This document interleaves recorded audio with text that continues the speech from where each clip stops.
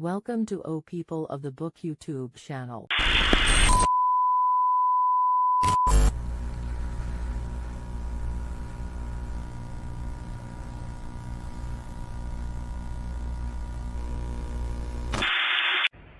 الله أكبر الله أكبر الله أكبر الله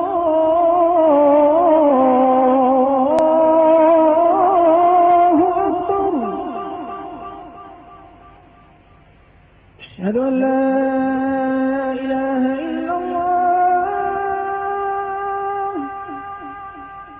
أشهد أن لا إله إلا الله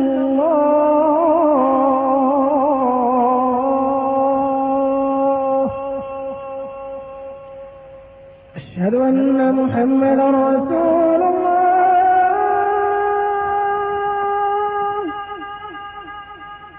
أشهد أن محمدا رسول الله.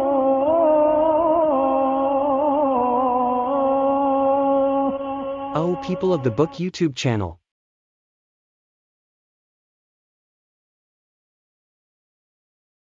نبرات شعري سطرت لمداد حبري والقلم نبرات شعري سطرت لمداد حبري والقلم نبرات شعري سطرت لمداد حبري والقلم هيا قصائد سائلي قلب النوى ليس الشبم هيا قصائد سائلي قلب النوى ليس الشبم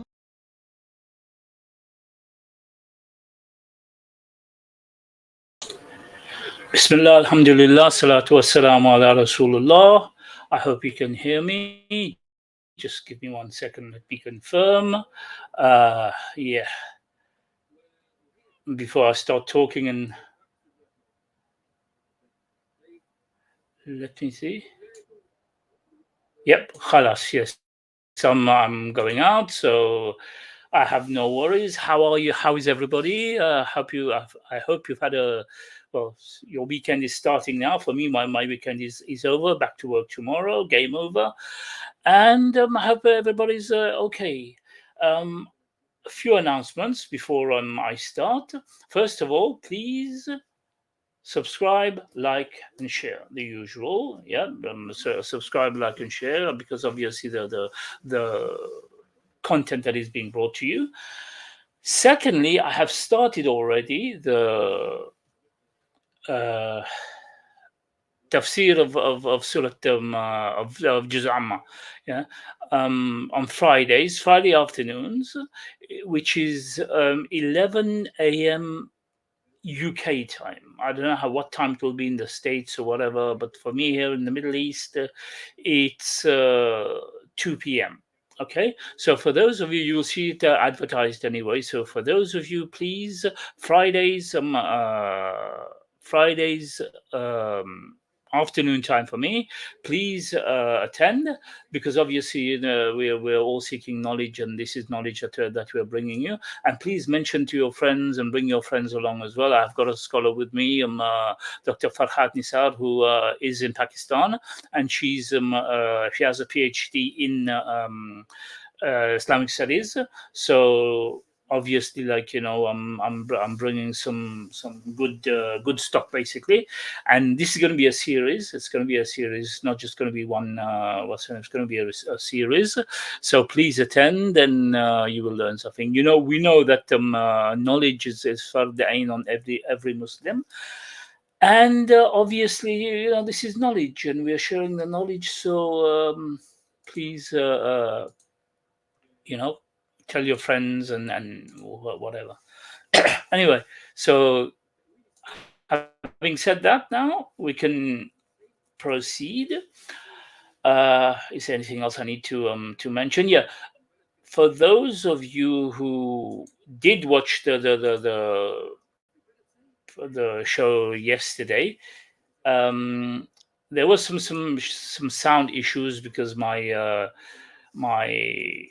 Mike was giving me issues, and I wasn't aware of it because it coming in and out and everything. And I thought it was the sisters, because the sister had some issue with the internet in the country itself.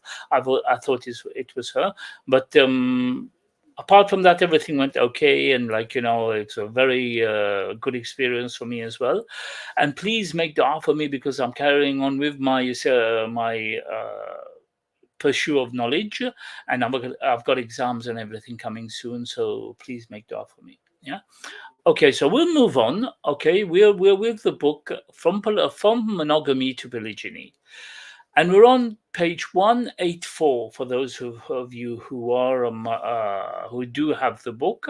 And by the way, if there are any people who just like to come in and give salam and put their presence, and please like the what's the name? There's no point having people watching and nobody's liking. I got 2 people at the moment watching, so please like, and the others who come in as well, please like and share and whatever. Yeah, and please hit that bell so whenever I'm on, you are notified. We're on part 27, so we're moving on as we're going along. And like I said, I promised you that tafsir of Juz Amma, so it has started. And maybe when I finish this series, sorry, maybe when I finish this series, we'll start something else. Allahu Alam. So make dua, inshallah, that Allah makes it easy for me, for my exams and everything that are coming up. Okay, so now we move to lessons from the experience of Aisha. Yeah. Remember, this book, right, is getting, now we've reached a stage where it's giving experiences of sisters who are in polygyny, and we had the story of Layla. Now we've got the story of Aisha. Now, it says here, in contrast to the story of Layla, we bring you now the story of Aisha.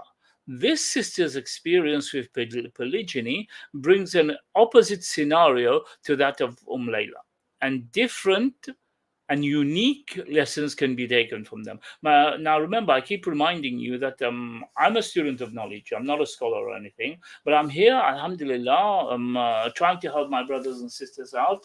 At the same time, I'm learning as well. And at the same time, we're doing this, to help our brothers and sisters out who are in polygyny, who maybe asking questions, who maybe, want to go into polygyny or whatever.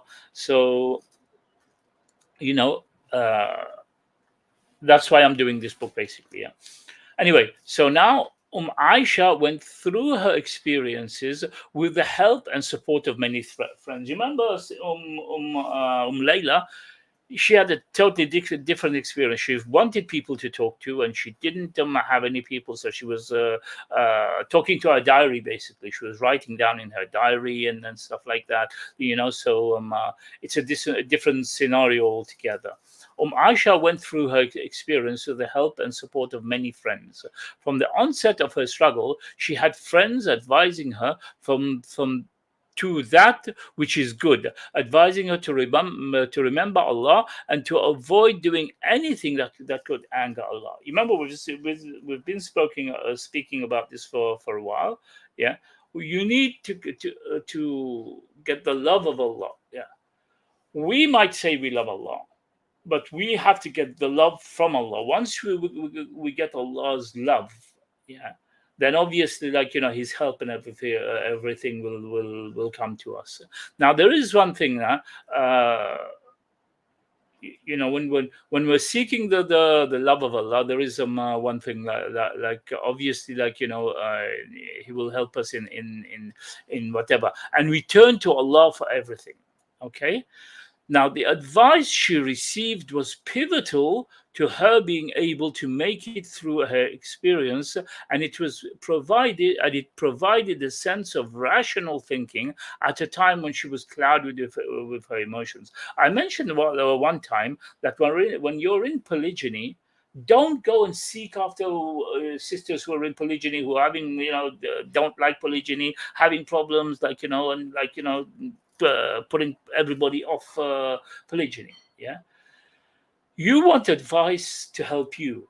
You want advice to help you and not to kind of make things worse for you. There's a lot of sisters who they go running to sisters who, like, will tell them, oh, get out of the situation, divorce your husband and stuff like that. That you end up breaking your marriage because you listen to that sister. Yeah. Whereas this sister here says the advice she received was pivotal to her being able to make it through her experience and provided a sense of rational thinking at a time when she was clouded with her emotions. Now, we mentioned that before, that the sister cannot be devoid of her emotions. Okay, it's natural for her to have emotions, and we cannot tell the sister, oh, don't be jealous, don't be this, don't be that, or whatever, and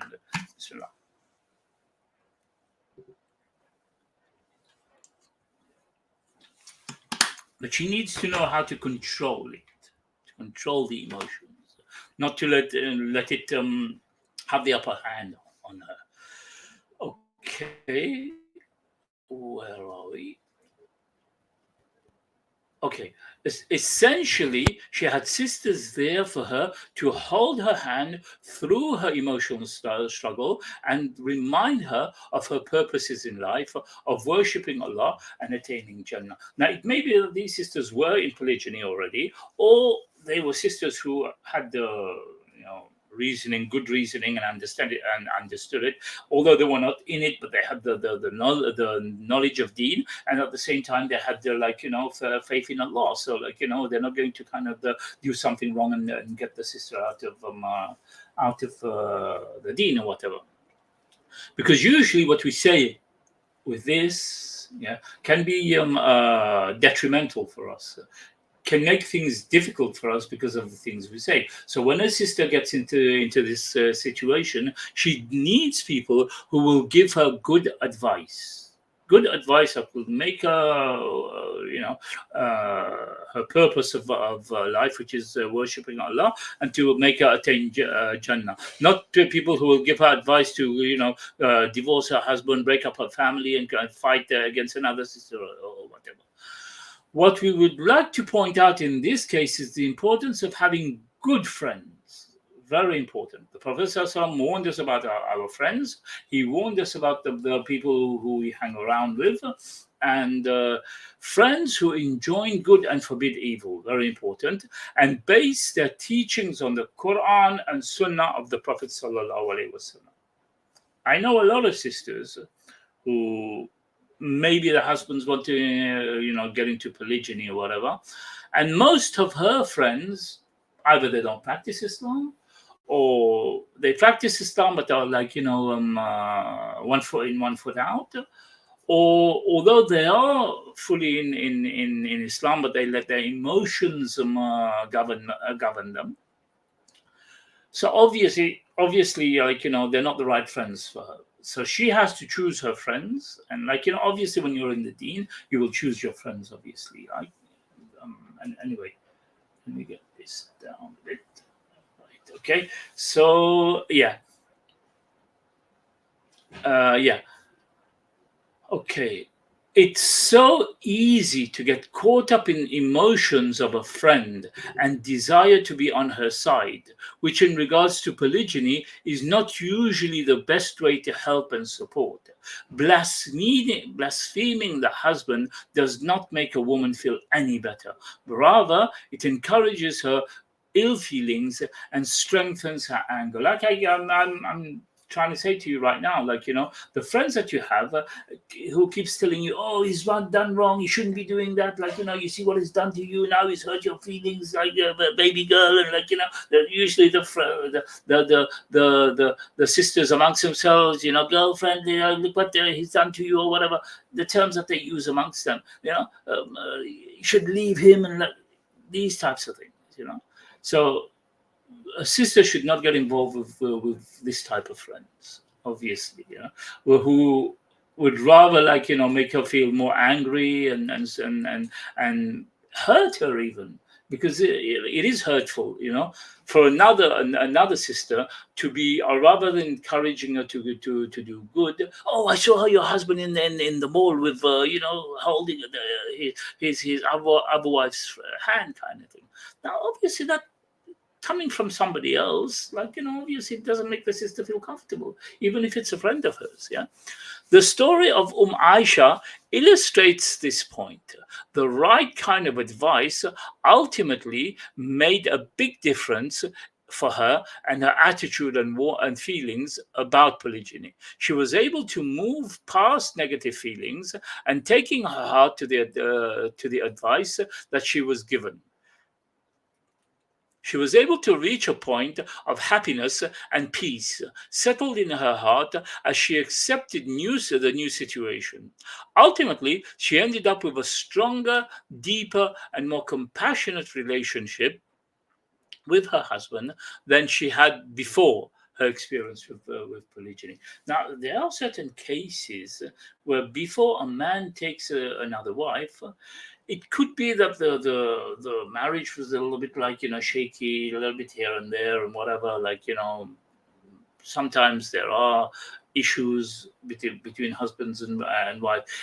No marriage is perfect, yeah, and through her friends, through her reaching out to these friends and these friends giving her advice, proper advice, not negative advice, she ended up with a stronger marriage, a deeper and more compassionate relationship with her husband, which maybe fixed her marriage more than whatever was happening than before her experience with polygyny. What can be learned from this sister's experience is the kind of advice to give a friend who is going through such trial. So for sisters who are not in polygyny, right, this is to you now. You're not in polygyny, and you got a friend who comes to you and asks for advice, she's having some hard times or whatever, and she's looking to her husband's looking to go into polygyny or whatever. You as a friend now, this is going to be maybe guiding towards you, what kind of advice you can give her, right, as a friend. Okay, so to truly be a friend, you have to be able to advise her properly. Okay, so now what you're going to learn is the advice of a good the advice to give to a friend who's going through such trials. Aisha's story shows that advice is grounded upon trust in Allah, acceptance of divine decree, patience, focus on Allah. Focus on Allah is successful advice that helps prevent fitna and unnecessary destruction of the family. Yeah.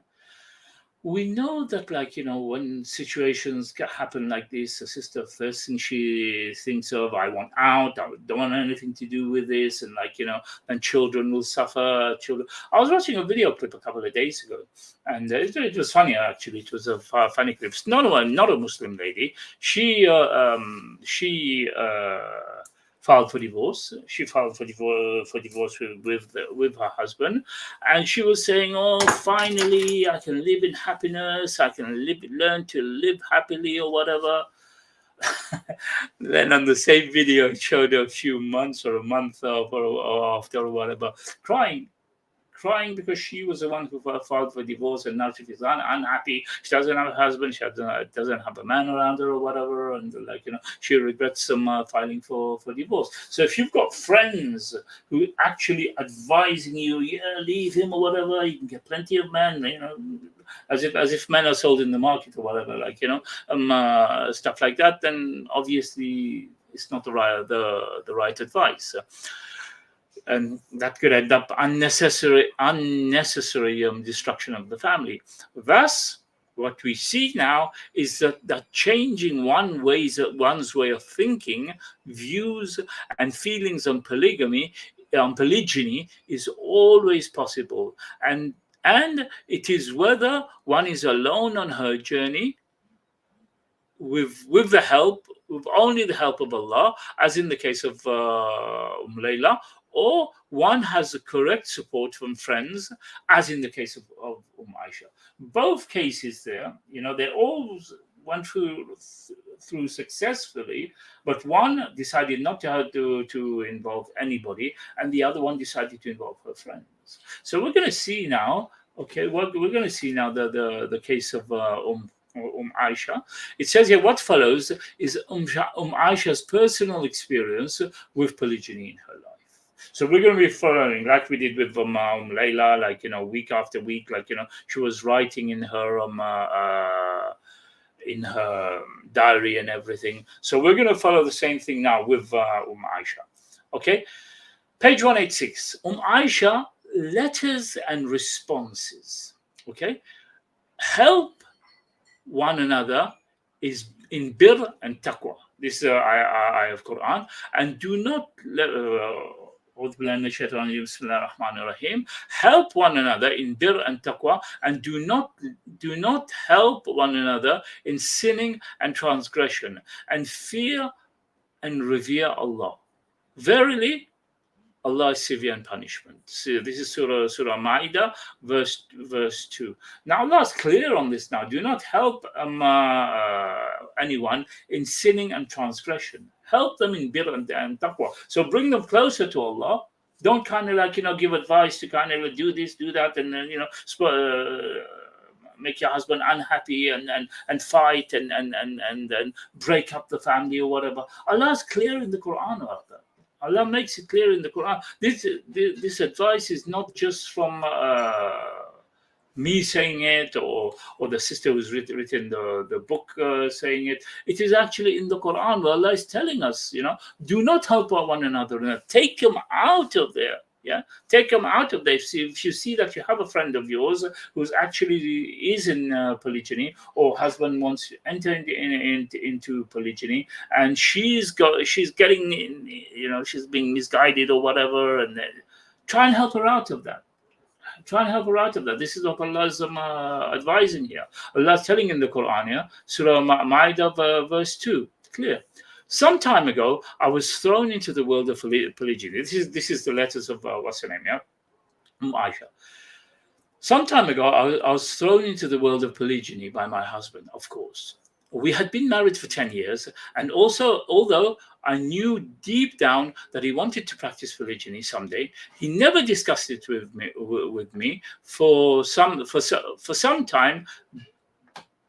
For some time being, I thought I was safe. I think most of the sisters' books that I wrote, read about this, even that book that I mentioned to you, that new book that came out, I forgot the name of it. I was reading through it the other day. The sister mentions that she thought her husband will not think about polygyny. She thought she was safe and everything.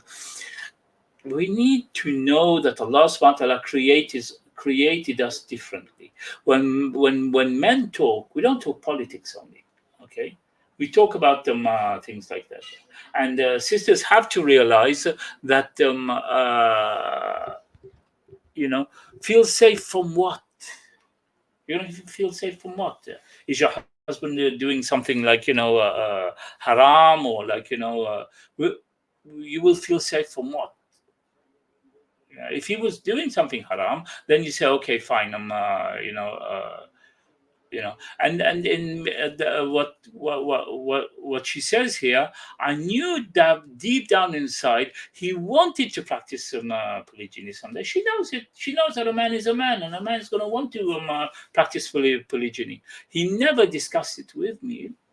At that particular time, he was not ready. Yeah, he was not ready. Maybe financially, maybe it was early for him. He needed to get himself settled or whatever. He had plans in life or whatever, So that's why he never discussed it with her. But when he felt safer, then obviously he went along and done it. I was wrong. One day, life was so fine, the usual routine. The next, I find out that I had been a co-wife for a day. He didn't ask her permission. Yeah, He didn't ask her permission because he doesn't need to. She found out. He told her. I'm sure he didn't hide it. He told her. Yeah, she found out. I fully admit that such news was not easy for me to take. Not at all. Yeah. So for those who are discussing man, the man needs his wife's permission or whatever, he doesn't need his wife's permission. He took the wife, and the sister found out the next day. For one day, she had a co-wife, so which means her husband done the deed and then told her. Okay, there's nothing wrong with it. This is how it's supposed to be done. Permission is given from Allah. The man doesn't need to ask permission from his wife. Okay, I very strongly question my husband to do what he did, and I myself did not know what to do. Okay, so she questioned her husband. Okay, and at that particular moment, she didn't know what to do. So I decided to contact my wali. MashaAllah, he gave me wonderful advice, which what follows are my letters and his responses. See, so she's taking a path now, usually at work, okay? Usually at work, if you want to take a decision, you go by hierarchy. Yeah, you go by hierarchy. You don't jump and, go top or whatever. So she spoke to her husband, okay? Then now she writes a letter to her wali. Exchange of letters with the wali. My letter. Dear Abu Ismail, Assalamu alaikum wa rahmatullahi wa barakatuh. I hope this finds you in good health and iman.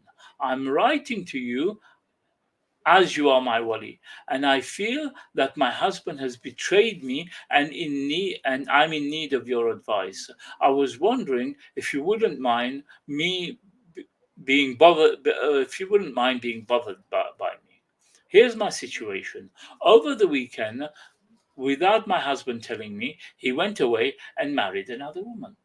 Yeah, so he didn't need her permission, and he didn't take her permission. He probably knows. He knows Islamic that he doesn't need her permission.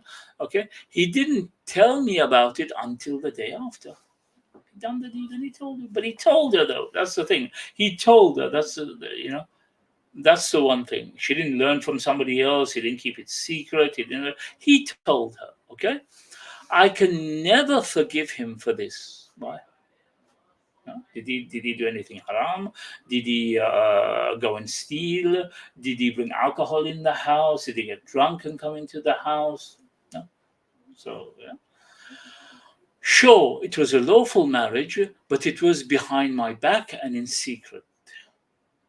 It wasn't in secret because he told her. Okay, he told her. If it was in secret, he would never have told her. Okay, see, the psychology of the sisters now is different. Okay, the way she thinks and the way he thinks is different. The way a man thinks is different than that of a woman. Okay, he knows that he doesn't need her permission, and he's not done it in secret, so he doesn't need to tell her. Okay, he doesn't need to also have permission. Sorry. Okay, I feel betrayed. I don't feel like he had any right to do this. He didn't have right. Allah gave him the right, Allah gave him the right. But now the emotions are coming out. You see, in this letter now, the emotions are coming out, not the Quran and Sunnah and whatever. And she forgot completely what the Quran said or whatever. Now the emotions are coming out. Yeah. I don't feel he had the right to do this. It was his final decision to go behind my back and do this. A brother advised my husband not to tell me. Is that how second marriages are done? In secret. Actually, a brother advised him, but he didn't take the advice of the brother. He actually told his wife. So we see the issue here. He didn't betray her. That's not called betrayal because, he actually told her. Yeah. So it's not the betrayal. And although a brother advised him not to tell his wife, so he was more sincere, and he actually told her. Okay. Well, I am at a loss what to do now. marriage has been destroyed. That's what she thinks. Okay. All the love I had for him in my heart is now gone. So all this time he done good for you. He fed you, put the roof over your head. Was good to you. Maybe he never raised a hand on you. Maybe he was all finished now. Gone. Done. He's not done anything for me. Yeah. So we see the psyche of the woman there and then on the spot. Yeah. Okay. I need to get a good computer chair. And I'll feel more comfortable. Okay, so yeah. I don't want him to ever touch me again. Did we hear that somewhere? Isn't that deja vu? Yeah. The other woman, Layla, she went through the same thing again. Now this sister now,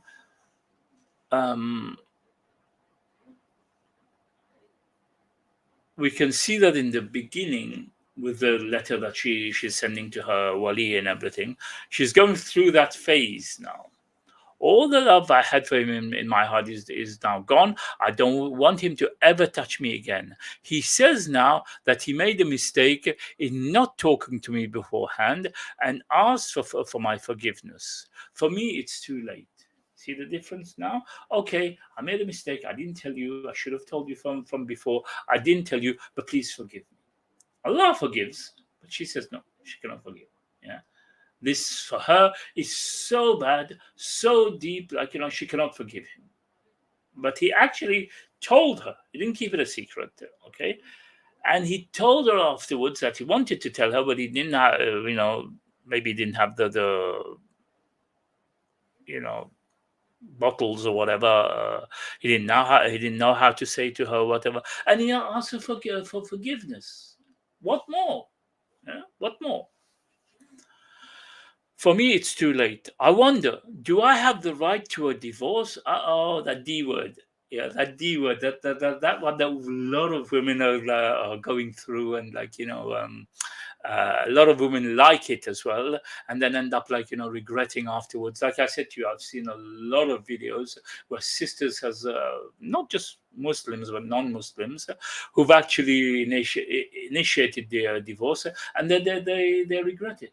They regret it, and that D word is a very dangerous word, but it still comes out of the mouth. Yeah, okay. The thing that comes into the mind, instead of thinking, should we sit down? Should we fix the situation? Should we should I be patient? That D word comes into the mind straight away. You get my point? Yeah? Okay.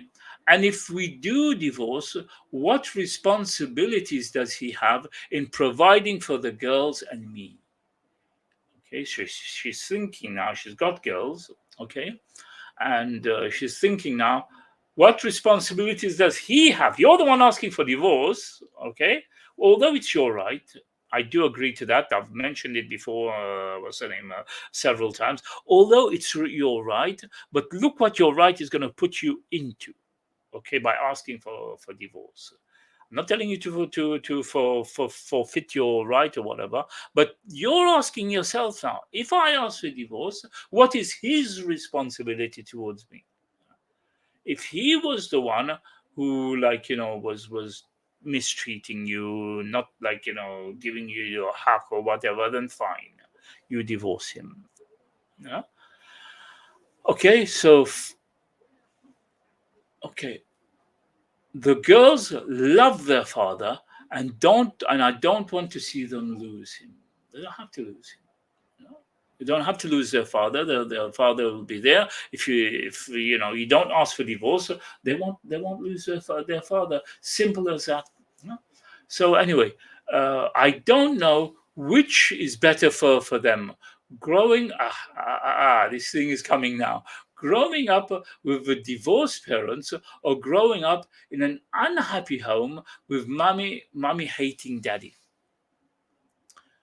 Now, both of them, one of them is a lesser evil. One of them is a lesser evil, and the other one is, what's the name?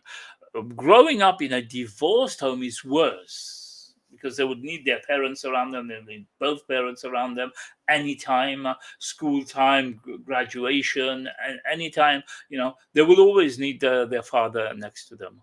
Or growing up in an unhappy home. Why would you be unhappy? Why? Is your husband coming home gambling, finishing all the money that he's earning? Is he coming home beating you or whatever? Why would you be unhappy? And why would you be hating the father? When the girls will be looking at you the way you react, the way the sister reacts, okay, they will be taking that as all men are like that. All men would do that. All men mistreat their wives. All men, So straight away now she's weighing it up now. Yeah? Which would be better for them? Growing up with divorced parents, or already she's thinking of the D word, or growing up in an unhappy home with mommy hating daddy. She's not thinking of any good in there now. All the good that was there before, she's put that aside. Okay, I'd like to remind you that you're watching our People of the Book and our usual Saturday from monogamy to polygyny course, and maybe nighttime for you. It's nighttime for me here, and maybe daytime for you or whatever, but still, and also remember, this is knowledge. You're taking knowledge, you're sitting down or following or whatever. Maybe not today, not tomorrow. Maybe I might be in my grave and you might be watching this or whatever. So it is essential to seek knowledge, because again, the thing that we're looking there now, emotions. Knowledge overrides emotions. Once you have the knowledge of this now, you're learning what to do in such a situation, then obviously you might not fall in the same situation again. Yeah. So whether you're watching live, whether you're watching it afterwards, or you're telling friends about it or whatever, yeah, it is essential that you seek that knowledge. And the Prophet ﷺ mentioned that طالب العلم فرد من على كل Muslim. Okay, so yeah, so we've reached now. Then if I do stay with him, the issue of him having another wife is still there. It is something he wants, but I could never agree to it after what he's done. What has he done? Tell me exactly what has he done? Yeah. Maybe I could stay married to him on paper only. See these thoughts. See the what's the shaitan that goes into the ears now? Already she's kind of already planning these, divorce. Stay with him and hate him, and married to him on paper. Let him have another wife, so he can send us money when we need it. Yeah. Important. She's thinking of the money. Yeah. I'll break up the marriage. I'll ask for divorce. Wreck his life, but I need the money. Why don't you stay? Why don't you be patient? Why don't you? The rewards of it. You will get the rewards, but you're already thinking of breaking up the marriage, but you're thinking of the money that you need. Yeah? You see what I mean here now? Yeah. Okay.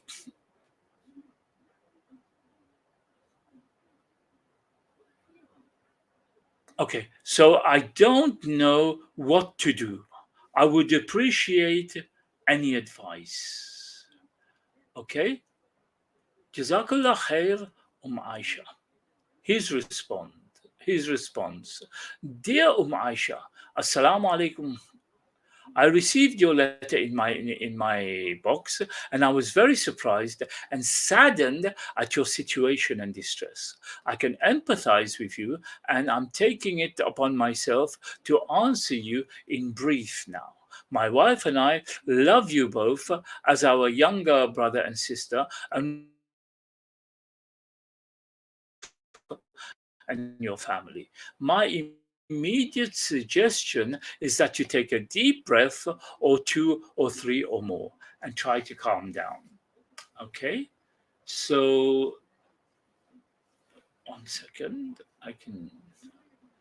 Yeah. I usually get these signs that my Wi-Fi is interrupting, but I don't have the Wi-Fi on for. Yeah, the Wi-Fi is off. Okay. I had that problem with the what's the name yesterday. Anyway, so yeah, calm down. You are no doubt in a state of emotional turmoil at this time. Clear.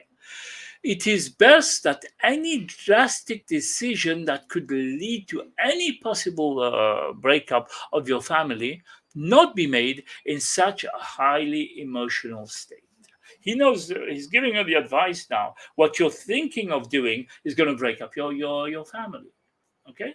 You're thinking now, from the beginning of the letter, she's already spoken of divorce. She's already spoken of, like, hating him. She's already spoken about being unhappy. She's already spoken about money, her children and stuff like that. So the brother's giving her advice now. The brother's giving her advice on that particular emotional state. I don't know the details, but don't jump to a conclusion that your husband loves you any less. We have spoken about that before. We have spoken about if a man takes another wife for marriage, that doesn't mean that he hates you. Don't have that impression in your mind that your husband hates you. That's why he's taken another wife. Just 1 second.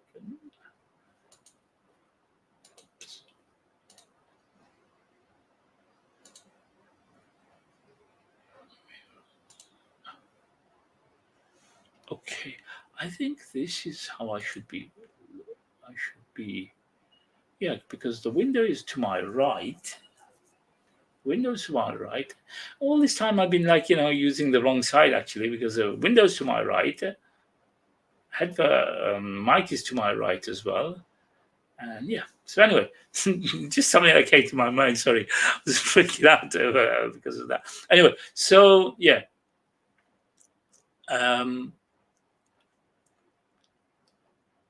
Yeah, so don't jump to any conclusions that your husband loves you any less. I understand you believe a great trust has been broken, but your life has not totally fallen apart, and things will only get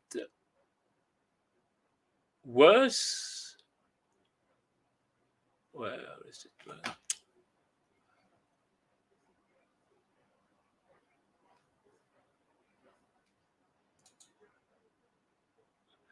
Yeah, things will only get worse if you let them. I hope you look at the situation objectively. It is a situation of needing to find what is best and most just and correct for you both. And finally, and your family, according to the Book of Allah and the Sunnah. Okay, that's what's her name? Important now. He's advising her to go back to the Quran and Sunnah and get advice from that perspective. Okay, just a minute. Okay, I've got a message. I'm just checking my messages.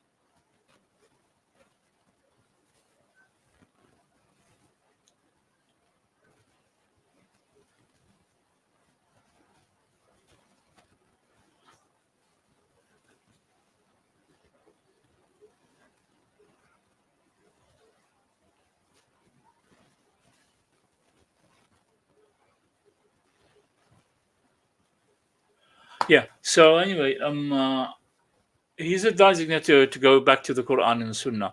Try to remain patient upon the Sunnah and keep your faith in Allah, knowing that this is one of many trials in your life. This is one of the many trials in your life.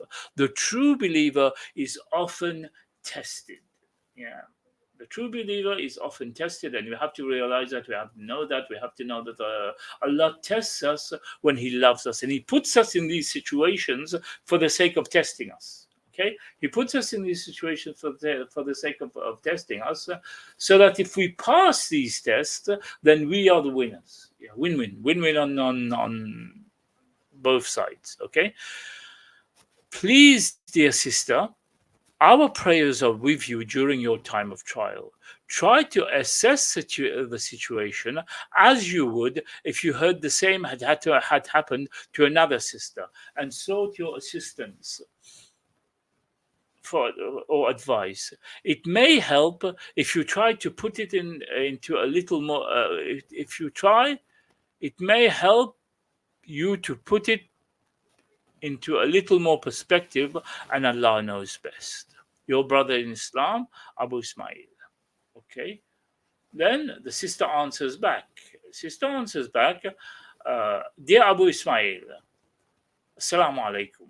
This is really too much for me now. I thought about trying to deal with this and accept this, but I'm overwhelmed. What can I do? So again, the brothers advised her to be patient. The brothers advised her, to go to the Quran, follow the Quran and Sunnah. And she's still saying this is too much. What does she do? Okay, his response: Dear sister Aisha, Assalamu alaikum wa rahmatullahi wa barakatuh. Alhamdulillah, wassalatu wassalamu ala Rasulullah.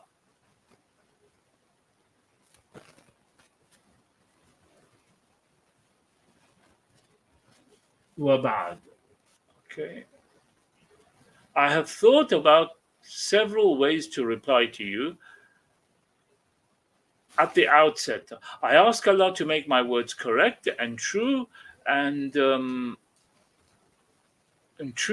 honest, and that you read them in that light and weigh them against the Book of Allah and the Sunnah of His noble Prophet sallallahu alaihi wasallam. It is now Yawm al-Jum'ah, and your letter arrives at probably the best time, while I'm at home under no pressure for now. When I received your initial letter, I immediately made dua for you and then proceeded to consult several sitting research scholars at my workplace.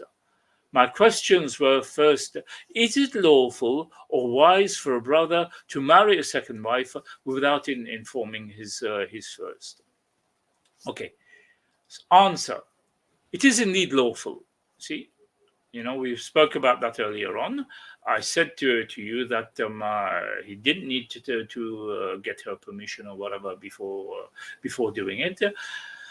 And he informed her afterwards. So it is lawful and in accordance with the Sunnah. There is no precedence of in the prophetic Sunnah that the Prophet ﷺ informed his wives before marrying another or instructing his companions to do so. When we look at the Maghazi, we look at the seerah of the Prophet ﷺ, he went to battle and came back with wives.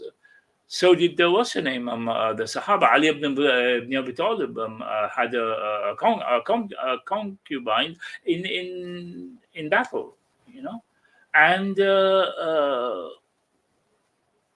he didn't have to tell his wife about it. He didn't have to inform his wife about it. So, yeah. However, in the way of fostering mutual trust and showing consideration, perhaps a man should inform his wife of his desire to marry a second wife. It should be well realized, however, that in any case that it is rare a woman who will easily accept that her husband marry a second wife.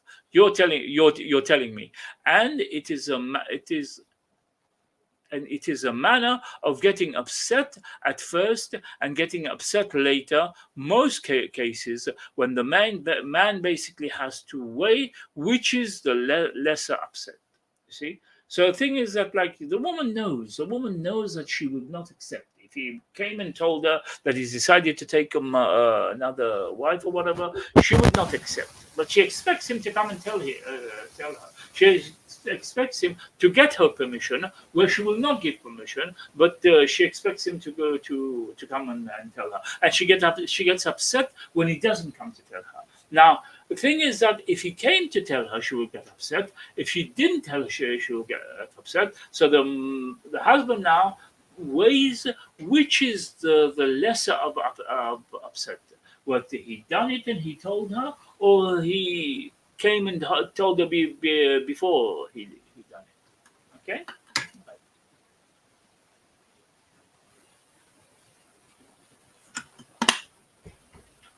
Okay. Were they on the money or what? Were they on the money? I don't get that, but were they on the money or what? Okay. My comment. Now I don't know what went down easy with you, but take a breath and read what I have to say. You as well as I know the constant difficulties that Muslims face in American society. It is a major deal for some women to just put a scarf on her head.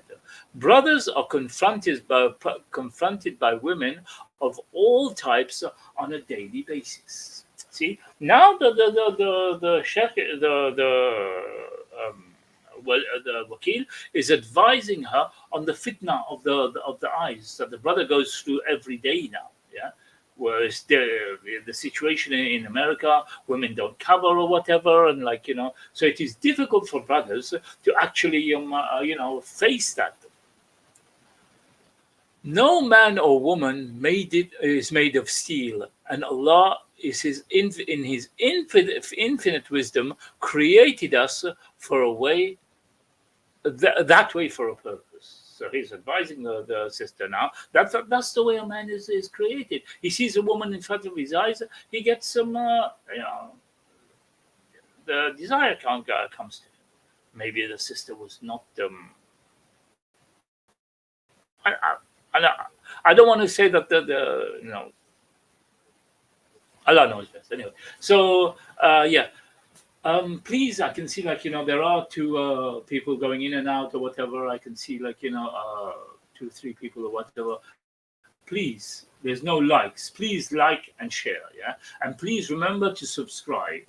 If you are benefiting, if you are getting any benefit from it, why not like and share? Why not like and share? Obviously, okay. So please like and share. I'm sure you're benefiting from this. Anyway, so now the brother's advising him what men are made of. Yeah? It is a man. That's the way men are made. You cannot do anything about it. And out of Allah's wisdom, He created us that way. Additionally, you are well aware that there is a dearth of good Muslim brothers out there, and few willing to take on the responsibility of the family. Okay. Now when she's talking of divorce, okay, there's loads of brothers out there, but not everyone is willing to take care of a family, somebody else's child. So you will serve somebody else's children. She mentioned girls, so you will be in a difficult situation. So, and also talking about the sisters as well, that there are good men out there, but not everyone wants to take that responsibility of taking another sister as well. So her husband has done that because he's taken the responsibility. He hasn't put, a lot of times what happens is the sister expects the man to know that there is a sister out there, to know that the sister's going through hard times, but khali wali, it's not my husband, they would say. Okay? So additionally, you are well aware that there is a dearth of good Muslim men out there, and few willing to take responsibility of a family. You know that the Prophet ﷺ made it not a must, but the Prophet ﷺ's wives were all either divorcees or they were widows. So it is our responsibility now to take care of our sisters. When a sister's divorced, when a sister's what's her name doesn't have a husband, it is our responsibility to take care of them. Okay, that's why Allah has given the man that responsibility. I don't know, but I imagine that the qualities you find or found meritorious, meritorious in your husband, whether it is his character, looks, sense of humor, voice, seriousness of purpose, determination, kindness, dedication to Islam, intelligence, loving towards your children, and the likes, are the qualities that are noticed by others. Very important point. I'm going to touch on that. And seen as meritorious and desirable by other women. Now, if a man has been a good husband, okay, you find him good. He looks after you. He gives you everything. He, he looks after your children. He's got these qualities. Don't you think other sisters notice that these qualities in him as well? Yeah. Don't you think that the other sisters would like to have him as a husband as well?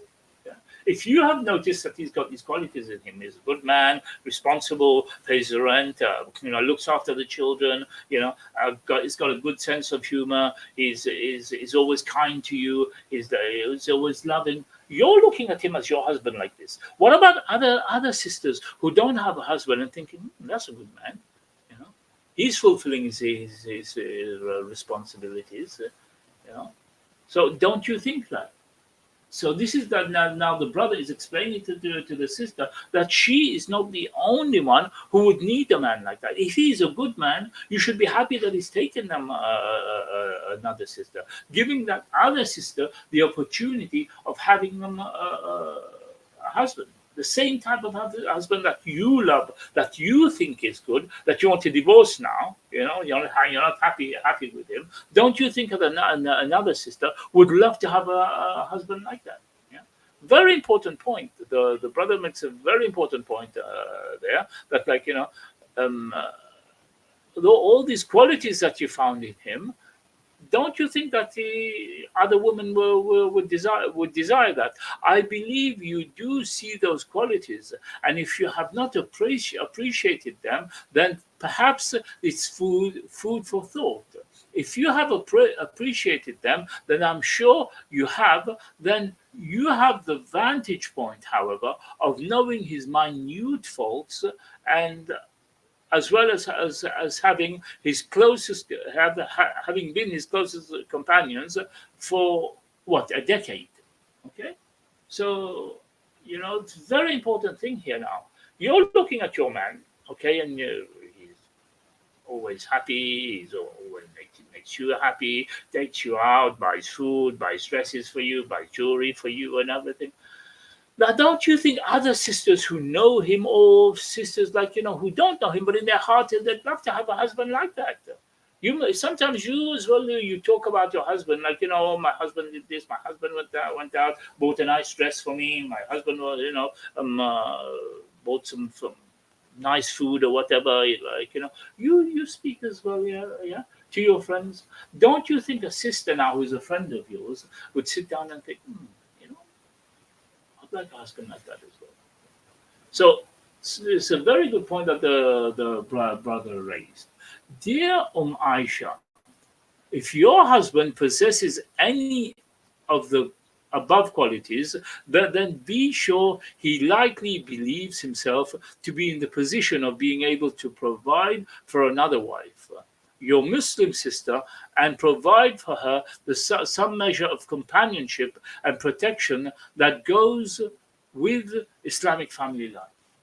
Okay, it's very clear, very, very clear. This is what a lot of sisters don't realize, that men think that if I can do it for you, I can do it for another sister as well. Yeah. If I can provide for you, I can keep you happy. I can put a roof over your head. I can do your shopping every month. I can fill up your fridge, your cabinet, or whatever, and I still have money in my pocket. I can do it for another sister as well. Yeah. So this her wali is advising her now. Yeah. Very good point there. Don't, I'll repeat that. Dear Aisha, if your husband possesses any of these good qualities, I'm sure she knows his good qualities, right? Okay. He likely believes himself to be in a position of being able to provide the same thing as providing for you, okay, his wife. For your Muslim sister, لا يؤمن أحدكم حتى يحب لأخيه ما يحب لنفسه. Apply that to a sister as well. One is not a proper believer until he wants for himself, but he wants for his brother Muslim or sister Muslima what he wants for himself. Clear? Yeah. So that same man that you have that you claim is good, like he's doing everything, is good, for so many years, for 10 years of marriage, you've always been happy with him. What's wrong now for him to do it for another sister? Very good point that a lot of sisters don't realize, don't bear in mind. It was no small matter for him to decide to do so, knowing that it's no joke, and they were likely to react, and you were likely to react as you have. Image what he must have imagined. I think this, what's her name here, and a mistake here. Imagine what he must have been thinking. Will she throw something at me? Will she hate me? Will she be? She have me arrested? Will she flatten my tires? He knows how a woman feels, so he's probably been thinking all this in his mind. She would even get him arrested. Okay. Will she change the locks? Will she scream and cry and make me feel like a little worm who betrayed her? Nah. She's grown up and mature. See this, sister? He's thinking differently about you now. He's not thinking that you will do all these bad things. He's thinking now you're grown up and mature, and you will take it like a mature sister would, and knows that I love her, and sure she will be upset and a little jealous, but she'll get over it and wish me well. This is what he thinks now, right? This is what he thinks. He thinks no, she's not a bad woman. She's not gonna fight. She's not gonna cut my tires. She's not gonna call the police on me, because he knows he hasn't done anything wrong. So why would you do this? Why would you do this with a man who you are happy with all the time? Okay. Just like to remind you that we're just gone over the 1 hour mark, and you're watching our People of the Book. You're watching our Saturday show, our Saturday from monogamy to polygyny, and we're going through Aisha's experience. Now she's written a letter to her wali, and he's advising her. Yeah. So please subscribe, like, and share, and hit the bell. Hit it so hard that your neighbor can hear, so that anytime when we have anything. At the same time, I said to you as well, on the Fridays now, we've got the tafsir of Juz' Amma coming up. Yeah, and I have a scholar with me, so alhamdulillah, she will be going through it and everything. So please do that. And anyway, we'll move on. But it's very interesting. It's very interesting now. The advice that the what's her name is giving her is very interesting. After getting the nerve up to tell you, or not knowing if he did the right thing by not telling you up front, and fearing that you will perhaps hear about it anyway, when you did get the news, did your reaction confirm worse fears or allay them? Okay, so he's thinking now, the husband, that he was in the mind to tell her or not tell her or whatever. But in the end, he told her. It is true that brothers have a track record of screwing up multiple marriages, and sisters always worry about health and hygiene and of an unknown woman. Not to mention her motivations and the place she might occupy in his heart. There are a lot of brothers who mess it up. There are a lot of brothers who are taking sisters and putting them on welfare and like not providing for them, not providing for the children, and screwing it up basically in different ways, or marrying a sister, getting divorced to her, marrying another one, getting divorced to her, and leaving sisters with children that like other men would have to raise basically. That does happen, but it doesn't mean that that's the norm. That doesn't mean that every marriage is like that. Okay, not to mention the she's the sister's worried about her health, what the other sister might bring into the family that she doesn't know whether that will affect her, and the hygiene as well, of the unknown woman. She doesn't know the woman. She has the right to be concerned about that. Okay. You are not alone. It is normal to have all these apprehensions and fears. Yet each couple and individual has to look at their own particulars. Part of our perspective or lack of thereof is due to the fact that not only do we have a heavy cultural background that affects our attitudes, but we also live in almost unreal circumstances compared to the reality of many Muslims who for whom we might ourselves even say that plural marriage would be an ideal solution to some of their problems. I didn't get that for a minute, but let me read it. Part of our perspective or lack of it thereof is due to the fact that not only do we have a heavy cultural background, this is true, usually a lot of Muslims have more heavy cultural background and rely more on the culture than they do on their deen, and it affects their attitudes.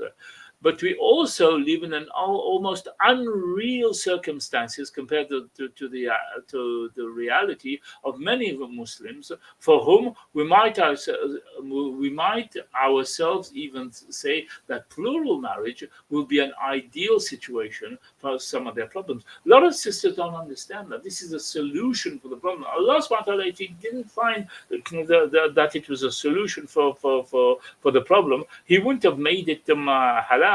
He wouldn't have imposed laws on on how to do what to do, and He would not have made the man questionable to Him on the day of Yawm al-Qiyamah if it was not a solution that He was sending for the sisters. The man has to stand in front of Allah and answer for any wrong that he has done to the sister on the day of Yawm al-Qiyamah. Just think of the widows and defenseless and guardianless women of war-torn areas. We live relatively and comfortably and are used to comfort and security and don't like anything to potentially upset and uproot them.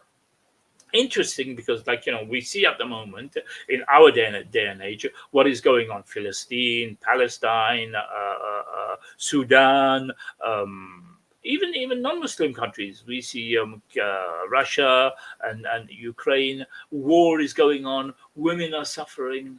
There's a lot of widows that are left to be behind. I think in the beginning, when I started the show, I mentioned how one day I saw on the TV, at the time of the Ukraine war, how men were putting their wives on trains with their children, or some without children, and not knowing whether they will ever see them again because of the war.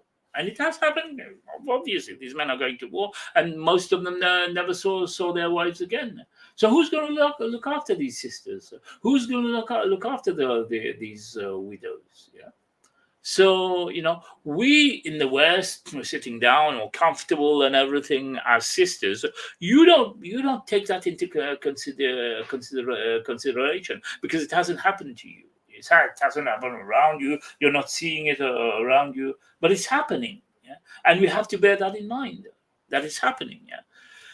I don't know all the details of your husband's. Wait a minute. Yeah. Okay. I don't know the details of your husband's decision, but as an outsider, or one who at least thinks he knows the brother a little, I'm willing to give him little credit as to not having rushed into it. Indeed, I imagine he gave the matter a lot of thought, and you know him all, you know him best of all. Okay, so the fact is, like, before a man does that, he's going to sit down and think. He's not just going to jump into it and, like, you know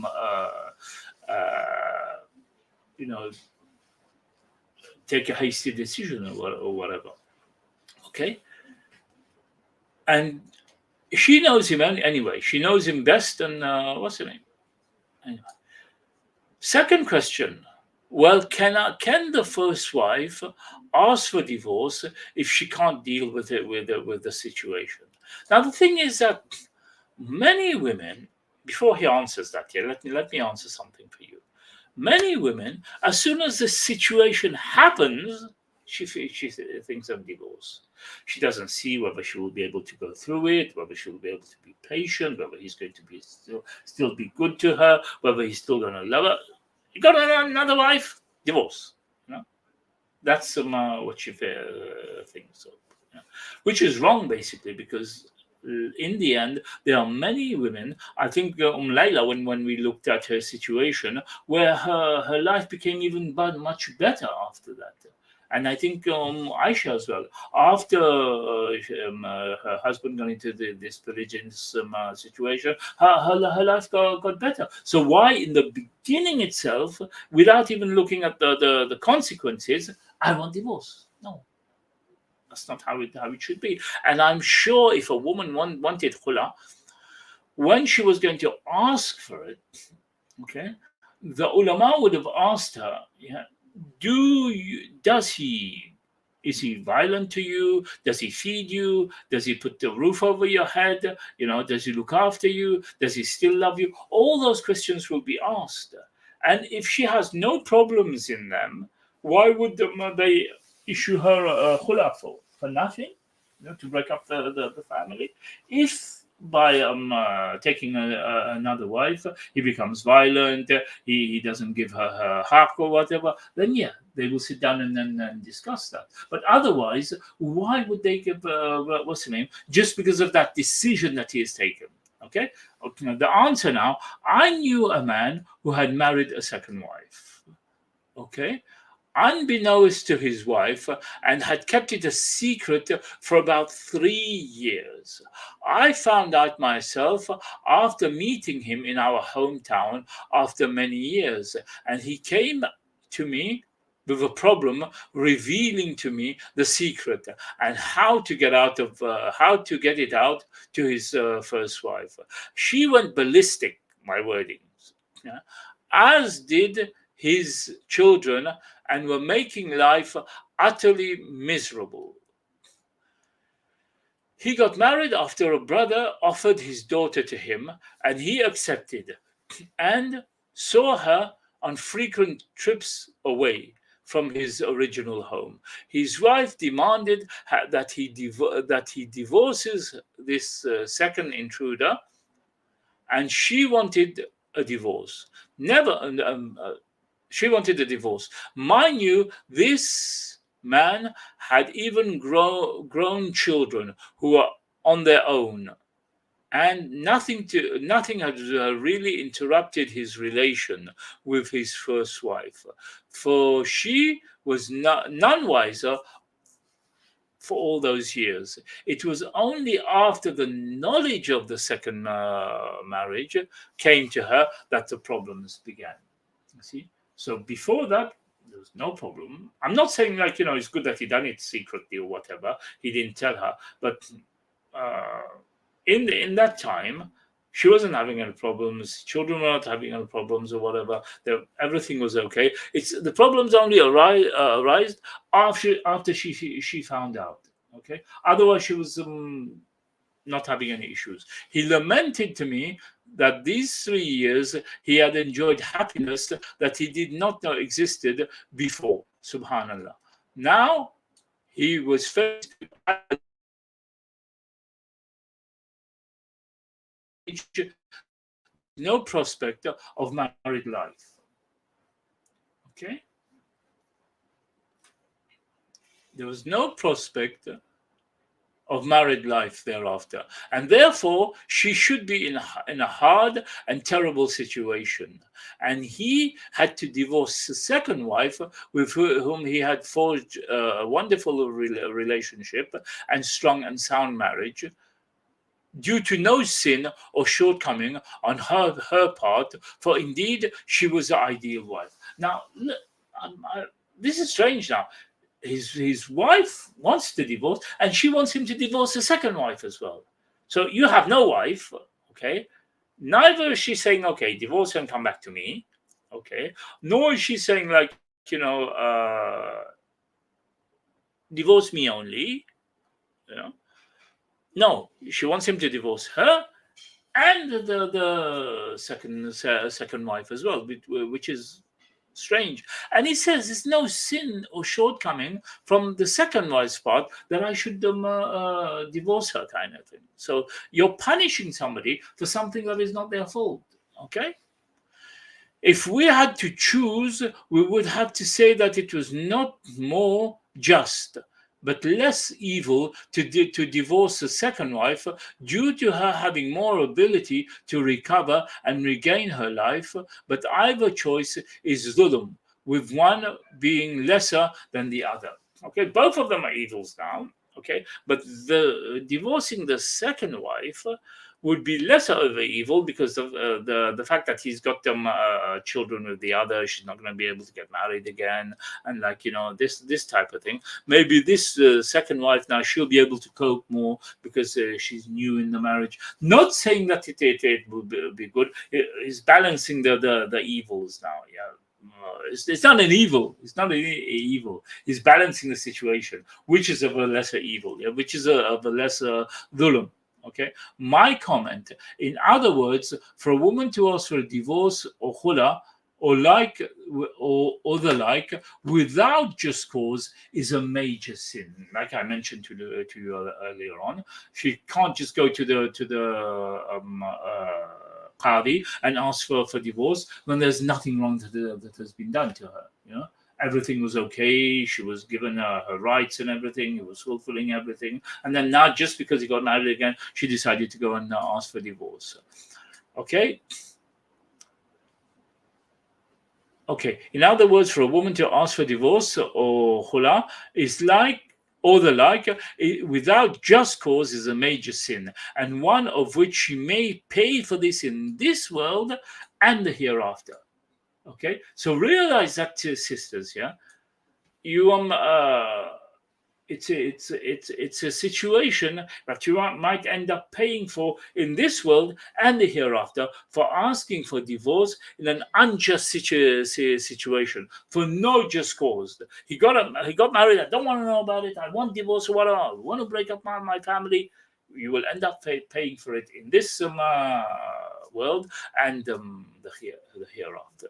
Okay, so what we'll do now, we'll finish on this, because we got long. The letter from the what's the name is quite long, another 2 pages. Yeah, and if I do take it, it'll go more than 1.5 hours. So we'll stop there at my comments. In other words, for a woman to ask for divorce or khula or the like without just cause is a major sin. Remember that, sister. It's a major sin. Yeah. Okay. And for which she may pay in this world, she will pay in this world, because the fact that she will, if she has children, she will suffer if she's not working. How is she going to get along? Children's school, children. So she's going to be paying for it in this world. It's her decision, and she's going to be questioned about it in the hereafter. Okay. So page 94, we stop here on page 94, and inshallah, we'll be back next week. I hope you have benefited from this. This is my aim. I've been doing this now, to help my brothers and sisters, and I hope that you enjoy, you benefit from it. Even if I can see there's nobody watching, I'm not doing it for people watching. I'm doing it for the sake of Allah, that He will, inshallah, use this as a means of hasanat in my scale of good deeds. whether people turn up or whether people didn't turn up, I'm going to get the reward for it. Yeah, and I hope that you do benefit. I hope that you do come to it afterwards. I hope that you do join, you do subscribe, you do tell others as well. And please remember, on Fridays I've started the new Juz Amma series with Dr. Farhat Nisar from Pakistan, and she is a PhD in Islamic studies. If you are subscribed to my channel, you will be informed about it anyway. Yeah. So I think for now we will stop on this. Although the situation is getting very, very interesting, because he's advising her a lot of things to do with Deen, yeah, and he's advising her on the dunya and akhirah, which we must do, alhamdulillah. But I think if we're going to do it, it's going to go through to.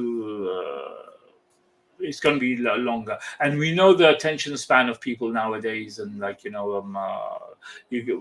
even me, when I'm studying, I get bored quickly, and I have to kind of get up and go. So anyway, so we'll finish here, yeah, and we'll continue next week. We'll continue on page 194.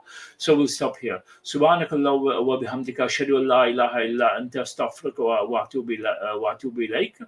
Subhana rabbika bil izzati amma yasifun, wa salamun ala al-mursalin, walhamdulillahi rabbil alamin. Assalamu alaikum wa rahmatullahi wa barakatuh, and I'll see you next week, inshallah. Assalamu alaikum.